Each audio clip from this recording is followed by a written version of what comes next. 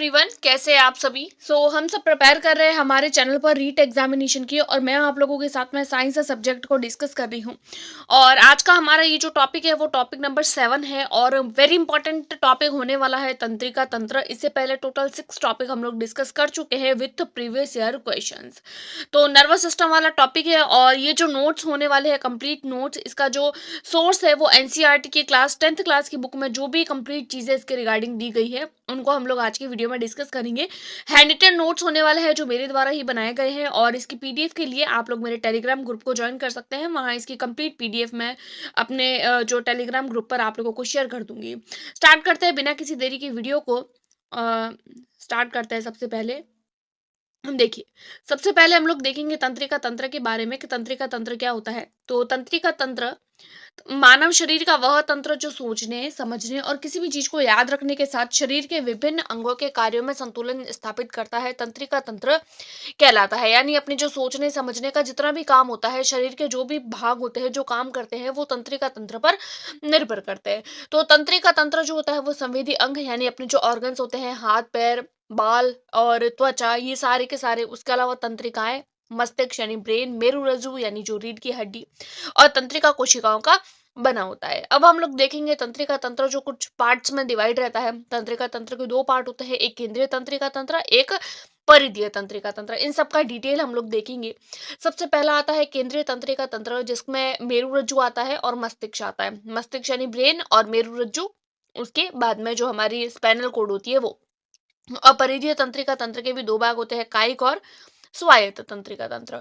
तो सबसे पहले हम लोग मस्तिष्क के बारे में देखेंगे। देखिए, सबसे पहले तो आप लोग ये देख लीजिए, मस्तिष्क, मस्तिष्क मानव मस्तिष्क है। जो ये जो चित्र है वो 10th क्लास की एनसीईआरटी की बुक में दिया गया है, वहीं से मैंने इसको पैचअप किया है। मस्तिष्क के 3 भाग होते हैं, अग्र मस्तिष्क, मध्य मस्तिष्क और पश्चिम मस्तिष्क। तो देखिए, ये वाला जो है वो आगे का भाग है, अग्र मस्तिष्क। ये वाला जो भाग है वो मध्य मस्तिष्क का है। उसके अलावा जो होता है वो आप लोगों के पश्चिम मस्तिष्क, यानी जो पीछे का भाग होता है वो आप लोगों के पश्चिम मस्तिष्क होता है। और जो मस्तिष्क जो है वो जिस भाग से के अंदर रहता है वो होता है हमारा कपाल या फिर खोपड़ी। और ये मेरुरज्जु यहाँ से पीछे से कनेक्ट करेगी, मेरुरज्जु, पॉन्स, मेडुला ऑब्लिंगेटा, अनुमस्तिष्क, इन सबका डिटेल जो है वो आज की वीडियो में हम लोग डिस्कस करेंगे। मस्तिष्क मानव शरीर का केंद्रीय भाग, यानी कि centre point of human being कौन सा होता है, तो वो होता है हमारा मस्तिष्क, जिसका वजन 1.05 केजी होता है। मानव का मस्तिष्क जो होता है वो क्रेनियम के अंदर अच्छी तरीके से सुरक्षित रहता है। तो मानव का मस्तिष्क के चारों तरफ जो झिल्ली होती है वो कौन सी होती है, क्रेनियम। क्रेनियम जो होता है वो मानव के मस्तिष्क की बाहरी आगतों से सुरक्षा करती है। मानव मस्तिष्क के 3 प्रमुख भाग होते हैं। सबसे पहला आता है अग्र मस्तिष्क, जिसको फॉर ब्रेन बोलते हैं, मध्य मस्तिष्क जिसको मिड ब्रेन बोलते हैं, और पश्चिम मस्तिष्क जिसको हिंड ब्रेन के नाम से भी जानते हैं। एक एक करके डिटेल में हम लोग इनको देखेंगे। सबसे पहला आता है अग्र मस्तिष्क। अग्र मस्तिष्क जो होता है इसके 3 भाग होते हैं, प्रमस्तिष्क, थैलेमस और हाइपोथैलेमस। तो सबसे पहले हम लोग प्रमस्तिष्क देखेंगे, जिसको सेरिब्रम के नाम से भी जानते हैं। प्रमस्तिष्क क्या करता है, तो ये ज्ञान, चेतना, सोचने, विचारने, चिंतन का काम करने का कार्य करता है। इसके 2 भाग होते हैं, दायां और बायां गोलार्ध। प्रत्येक गोलार्ध में धूसर द्रव भरा हुआ होता है, यानी जैसे कि ये मस्तिष्क हो गया, इसके 2 भाग, इसके अंदर धूसर द्रव। धूसर द्रव का मतलब होता है ग्रे कलर का जो है वो लिक्विड होता है, जिसे वल्कुट या कॉर्टेक्स बोलते हैं। अंदर की ओर श्वेत द्रव होता है, यानी कि जो मस्तिष्क होता है वो 2 गोलार्ध होते हैं। बाहर का जो पार्ट होता है वो कौन सा होता है, ग्रे कलर का, और अंदर का होता है वो व्हाइट कलर का होता है। जो बाहर का होता है उसको वल्कुट बोल रहे हैं, ग्रे वाला, और जो व्हाइट कलर का है उसको मेड्यूला बोल रहे हैं। प्रमस्तिष्क चारों ओर से थैलेमस से घिरा हुआ होता है। थैलेमस जो मस्तिष्क का ही भाग होता है। और दायां और बायां गोलार्ध आपस में कॉर्पस कैलोमस नामक झिल्ली से जुड़े हुए होते हैं। ये जो झिल्ली का नाम है ये आप लोग इंपॉर्टेंट है, इसको याद रखिएगा कि जो अग्र मस्तिष्क होता है, अग्र मस्तिष्क का भी जो प्रमस्तिष्क भाग होता है उसमें दायां और बायां गोलार्ध आपस में जिस झिल्ली से जुड़े हुए होते हैं वो झिल्ली कौन सी होती है, तो वो होती है कॉर्पस कैलोमस। आगे देख लेते हैं, सेकंड नंबर मस्तिष्क का भाग वो आता है थैलेमस। थैलेमस क्या करता है, प्रेरक व संवेदी संकेतों का केंद्र होता है। और मस्तिष्क का जो डाइएन्सेफेलोन, डाइएन्सेफेलोन अग्र मस्तिष्क का ही भाग होता है। डाइएन्सेफेलोन भाग के थैलेमस के आधार पर स्थित रहता है। यानी यह काम क्या करता है, प्रेरक और संवेदी संकेतों का केंद्र पॉइंट होता है। और मस्तिष्क का जो डाइएन्सेफेलोन वाला भाग होता है वहां पर, और थैलेमस के आधार पर ये स्थित होता है। तीसरा आता है हाइपोथैलेमस। हाइपोथैलेमस क्या करता है, तो ये भूख, प्यास, निद्रा, ताप, थकान, भावनाएं। भावनाएं जैसे कि सुख, दुख, भय, चिंता, डर, ये सारे के सारे उनको कंट्रोल करता है। हाइपोथैलेमस का मेन काम क्या होता है? यह तंत्रिका तंत्र व अंतःस्रावी तंत्र में समन्वय यानी कोऑर्डिनेशन यानी कि बैलेंस स्थापित करने में मदद करता है। इसको मास्टर ग्लैंड के नाम से भी जानते हैं। जब मैंने अंतःस्रावी ग्रंथि पढ़ाई थी तब मैंने हाइपोथैलेमस के बारे में बहुत डिटेल में पढ़ाया था कि इसको मास्टर ग्लैंड भी बोलते हैं। अगर आप लोगों ने अंतःस्रावी वाली वीडियो देखी होगी तो आप लोगों को पता होगा कि मास्टर ग्लैंड तो हाइपोथैलेमस बोलते हैं, लेकिन मास्टर ऑफ मास्टर ग्लैंड किसको बोलते हैं, तो वो आप मुझे कमेंट करके बताएंगे। अगला देखेंगे हम लोग मध्य मस्तिष्क। मध्य मस्तिष्क यह हाइपोथैलेमस व पश्चिम मस्तिष्क के मध्य में होता है। मध्य यानी बीच का, तो ये बीच में होता है। किस किस के बीच में? एक हाइपोथैलेमस और एक पश्चिम मस्तिष्क। इसमें कितनी पालियां होती है? 4 पालियां होती है। अग्र मस्तिष्क में 2 पालियां थी, मध्य मस्तिष्क में 4 पालियां हैं। 4 पालियां आपस में किससे जुड़ी हुई होती है? कॉर्पोरा क्वाड्रिस एनिमा नामक झिल्ली से जुड़ी हुई होती है। तो इंपॉर्टेंट है, याद रखिएगा। द्वीप 2 गोलार्ध दायां और बायां गोलार्ध जो हम लोगों ने अग्र मस्तिष्क में पढ़ा था, उनमें भी हम लोग जिस झिल्ली से जुड़ी हुई रहती है वो देखा था, और इसमें भी इस झिल्ली का नाम है। ऊपर की 2 पालियां होती है, यानी कि इसके 4 भाग होते हैं ना, इस तरीके से ये 4 भाग होते हैं। तो ये चारों जो भाग है, ये जो प्लस का निशान होता है वो कॉर्पोरा क्वाड्रिस एनिमा होता है। अब ये क्या होता है, जैसे ये मस्तिष्क है तो ये 4 भाग हो गए। अब ये जो ऊपर के जो भाग है दोनों, ऊपरी 2 पालियां वो क्या? दृष्टि यानी हम लोगों को देखने में हेल्प करती है, और निचली 2 पालियां होती है यानी ये वाली जो श्रवण यानी कि सुनने में हेल्प करती है।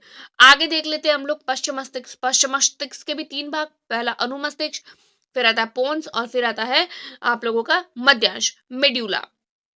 Medulla oblongata. मैं आप लोगों को एक बात बता दूं, मैं इतनी देर से आप लोगों को अग्र मस्तिष्क को जो है वो यहाँ पर देखिए, ये अग्र मस्तिष्क है, अग्र मस्तिष्क यहाँ पर, और यहाँ पर जो है वो आप लोगों के पश्चिम मस्तिष्क। देखिए आप लोग कंफ्यूज मत होइएगा, ये अनुमस्तिष्क है और वो हम लोगों ने पढ़ा वो अग्र मस्तिष्क है। तो याद रखिएगा, अग्र मस्तिष्क और अनुमस्तिष्क में आप लोगों को कंफ्यूज नहीं होना है। पश्चिम मस्तिष्क जिसमें अनुमस्तिष्क आता है, पोन्स आता है, और मेड्यूला ऑब्लांगेटा भी आता है। तो इनका काम क्या होता है? ऐच्छिक पेशियां जैसे कि अपने हाथ पैर की पेशियां होती है, अपने मुंह को हिलाना, अपनी गर्दन को हिलाना, अपनी बॉडी मूवमेंट करना, इन सबको नियंत्रित करता है कौन? अनुमस्तिष्क। पोन्स क्या करता है? तो मस्तिष्क के विभिन्न भागों को जोड़ने का काम करता है।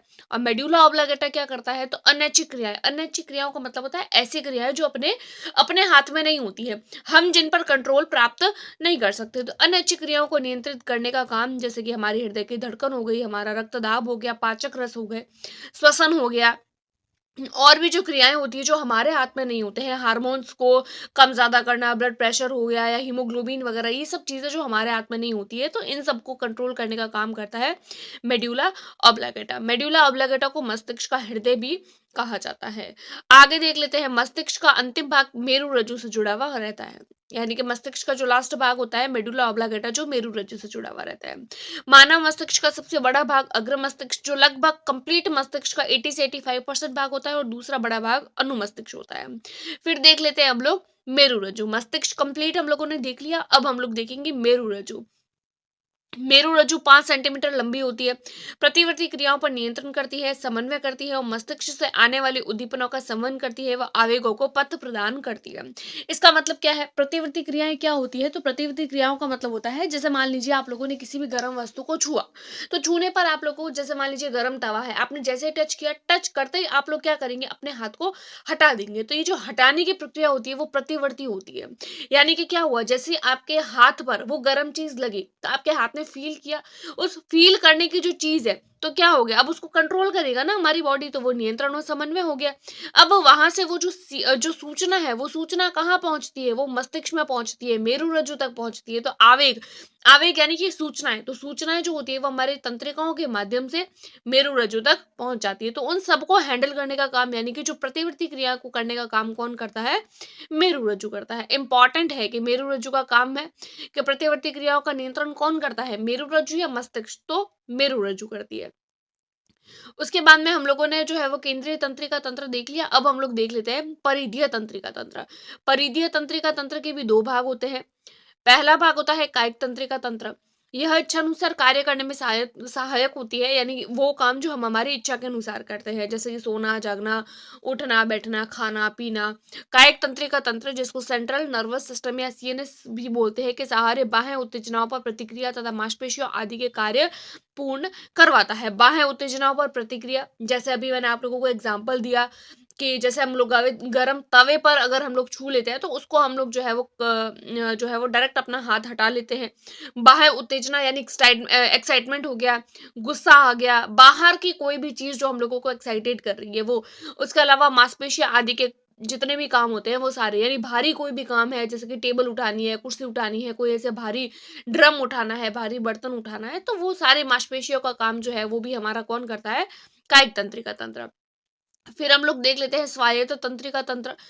स्वायत्त तंत्रिका तंत्र की खोज किसने की थी? तो लेंज़ले ने की थी। यह अनैच्छिक क्रियाओं जैसे कि हृदय की धड़कन, श्वसन, पाचन आदि को करने में सहायता करता है। इसके भी दो भाग, अनुकंपी और परानुकंपी। सबसे पहले हम लोग देखेंगे अनुकंपी तंत्रिका तंत्र। यह सतर्कता व उत्तेजना को नियंत्रित करती है। सतर्कता का मतलब होता है कि जैसे कि मान लीजिए हम जो है वो क्लास में पढ़ रहे हैं, तो पढ़ते टाइम मान लीजिए कोई बच्चे होते हैं ना, वो मस्ती करते हैं, लेकिन अगर उन्होंने देख लिया कि टीचर आ रहा है तो वो बच्चे क्या करते हैं? सतर्क हो जाते हैं, चुप रह जाते हैं। तो वो उस टाइम पे सतर्क होना, वो बच्चे की कौन-सी जो है वो तंत्रिका तंत्र, उसको हार्मोन जो है वो एक्साइटेड करते हैं, तो वहाँ अनुकंपी तंत्रिका तंत्र काम करती है और बच्चा उस टाइम पे एक्टिव हो जाता है, सतर्क हो जाता है कि नहीं, आगे जो है वो खतरा है, यानी टीचर आएगा और हम लोगों को डाँट भी पड़ सकती है। यह आपातकालीन परिस्थिति में शरीर को अतिरिक्त एनर्जी देता है। आपातकालीन स्थिति हुई ना, भाई टीचर जो है वो पढ़ा रहा है लेकिन बच्चा बातें कर रहा है, तो टीचर उसको डांटेगा, तो बच्चे के लिए ये आपातकालीन स्थिति है। उसके अलावा जैसे मान लीजिए आप लोग रीट का पेपर दे रहे हैं, तो रीट का रिजल्ट आ गया, तो रीट के रिजल्ट के टाइम पे भी आप लोगों के लिए आपातकालीन परिस्थिति है, या परीक्षा के समय आप लोगों के लिए आपातकालीन स्थिति है। तो उस समय आपका कौन से आपके शरीर को नियंत्रण रखना पड़ेगा, नियंत्रित रखना पड़ेगा ना, तो वहां पर आप लोगों की अनुकंपी तंत्रिका तंत्र काम करेगी। और ये सारी की सारी चीजें होती है तब हमारे शरीर में क्या होता है? हृदय की धड़कन भी तेज हो जाती है, श्वास भी तेज तेज चलती है, आंखों की पुतली फैलती है, सिकुड़ती है, बाल खड़े हो जाते हैं, रुधिर में शर्करा की मात्रा बढ़ जाती है, आरबीसी भी बढ़ जाती है और रक्त का थक्का बनाने में मदद करती है। ये सारे के सारे काम जो है वो अनुकंपी तंत्रिका तंत्र करता है। उसके बाद में देख लेते हैं हम परानुकंपी तंत्रिका तंत्र। यह क्या करती है? ये ऊर्जा का संचयन यानी कि ऊर्जा को इकट्ठा करने का काम करती है। आंख की पुतली को सिकुड़ता है, लार व पाचक रसों में वृद्धि करता है, रुधिर वाहिनियों की गुफा को चौड़ा करता है, सिर्फ कोरोनरी रुधिर वाहिकाओं को छोड़कर।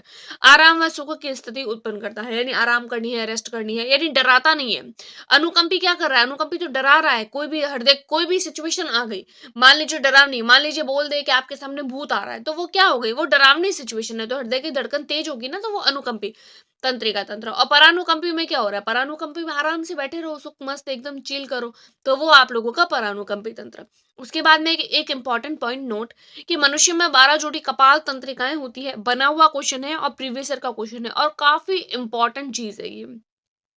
12 जोड़ी कपाल तंत्रिकाएं और 31 जोड़ी मेरु रज्जु तंत्रिकाएं होती है। उसके बाद में हम लोग कुछ फुल फॉर्म्स देख लेते हैं। वैसे ये जरूरी नहीं थी, लेकिन फिर भी मुझे लगा कि नहीं, एक बार का जो है वो आप लोगों को इसको भी अगर मैं डिटेल में बता दूं तो आप लोगों को जो है वो शायद हेल्प मिलेगी, क्योंकि बहुत सारे कैंडिडेट ऐसे होते हैं जिन्होंने बचपन में जो है वो सीएनएस, पीएनएस, एसएनएस, एएनएस यही पढ़ा होता है, तो उन लोगों को पता नहीं चलता है कि कौन सा क्या है। तो हम लोग इसको एक बार देख लेते हैं।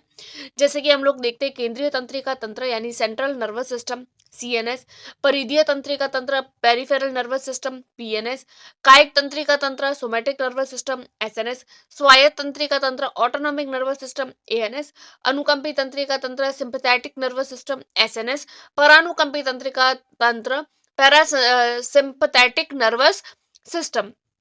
तो ये कुछ फुल फॉर्म हो जाती है। उसके बाद में एक और इम्पॉर्टेंट पॉइंट, संवेदी या अभिवाही तंत्रिका किसको बोलते हैं? जो उद्दीपनों को उत्तक व अंगों से केंद्रीय तंत्रिका तंत्र तक लेकर जाती है। अभिवाही यानी कि जो ले जाने का काम कर रही है।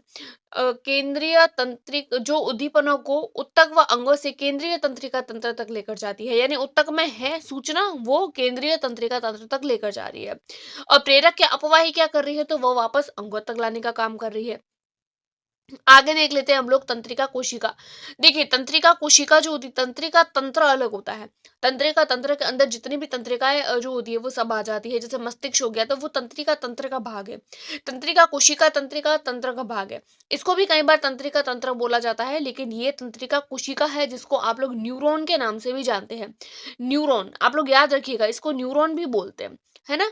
अब इसके चित्र क्या है देखिए, यहाँ पर आप लोगों का जो सेंटर पॉइंट है वो है आपका केंद्रक, कोशिका काय है, उसके अलावा कोशिका की जो बॉडी है वो कोशिका काय, और ये जो आप लोगों के पेड़ की शाखाएं की तरह जो दिख रही है वो द्रुमिका है। फिर ये जो लंबा है वो तंत्रिका अक्ष है, और जो अंतिम सिरा है वो तंत्रिका का अंतिम सिरा है। ये तो आप लोगों को पता ही है। अब हम लोग इसके डिटेल देख लेते हैं। तंत्रिका कोशिका क्या होती है? तंत्रिका तंत्र की संरचनात्मक व क्रियात्मक इकाई। इजी पॉइंट है और इंपॉर्टेंट भी है कि तंत्रिका तंत्र की संरचनात्मक और क्रियात्मक इकाई कौन सी होती है, तो वो तंत्रिका कोशिका, जिसके द्वारा यह तंत्र एक स्थान से दूसरे स्थान तक संदेश भेजता है। यानी कि अपन हमको पता है कि अगर हमारी बॉडी में कोई मूवमेंट हो रहा है, जैसे अभी मैंने बताया नहीं था आप लोगों को गर्म तवे वाला एग्जाम्पल, उसके अलावा अगर मैं एक और एग्जाम्पल बताऊं, जैसे मान लीजिए आप लोगों को किसी ने सुई चुभाई, सुई चुभाते हैं तो सुई चुभाने पर क्या होता है, हमारी बॉडी को पता चलता है ना कि हाँ हमारे शरीर की किसी जैसे इंजेक्शन लग जाता है, तो हमको पता चलता है, फील होता है कि हमको इंजेक्शन लग रहा है।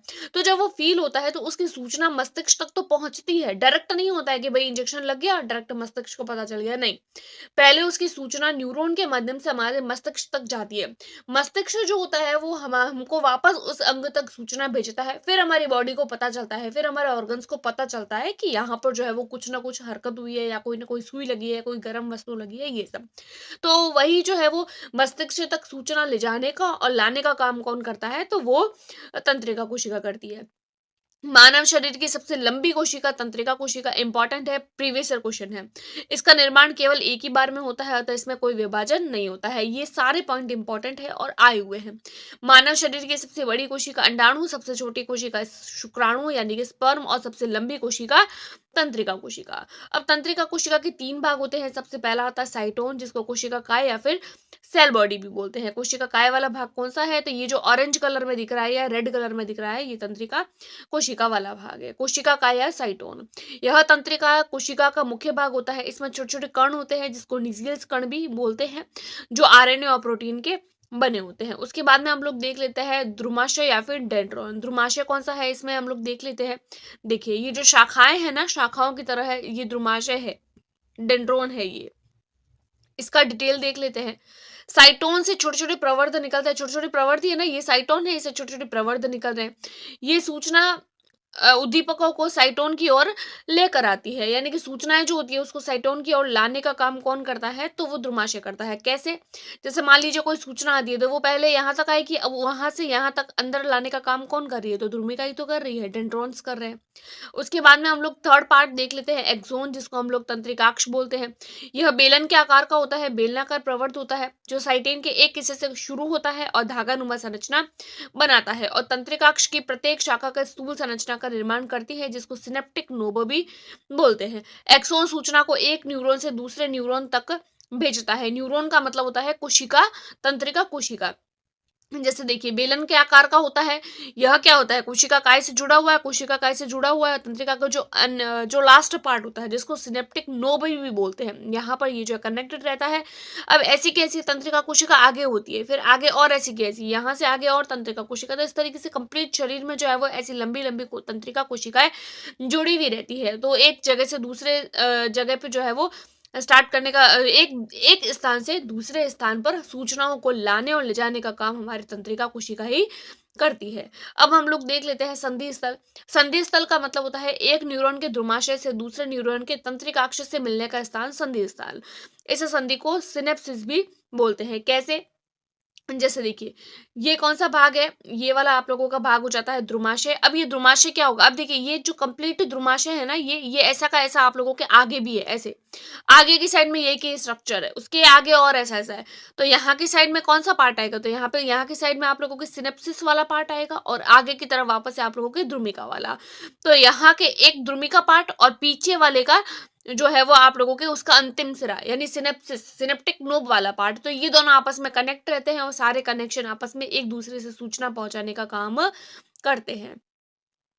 आगे देख लेते हैं, उद्दीपनों का संचरण वैद्युत रासायनिक आवेगों के समान ही होता है। आवेग आवेग या आवेश बोलो, सूचना बोलो, सेम ही है।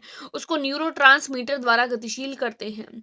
एक संकेत ही मांसपेशियों एवं ग्रंथियों को संचालित करते हैं। ये संकेत होते हैं वो मांसपेशियों को जो है वो एक स्थान से दूसरे स्थान पर ले जाने का काम करते हैं। तो इसी के साथ में हमारा ये टॉपिक कंप्लीट होता है। Brain, nervous system, complete topic हम लोगों ने डिस्कस कर लिया, और जो भी इसके प्रीवियस ईयर क्वेश्चन है वो मैं आप लोगों के साथ में नेक्स्ट वीडियो में डिस्कस कर लूंगी। अगर चैनल पर पहली बार आए तो प्लीज वीडियो को like, subscribe and share. Thanks for watching.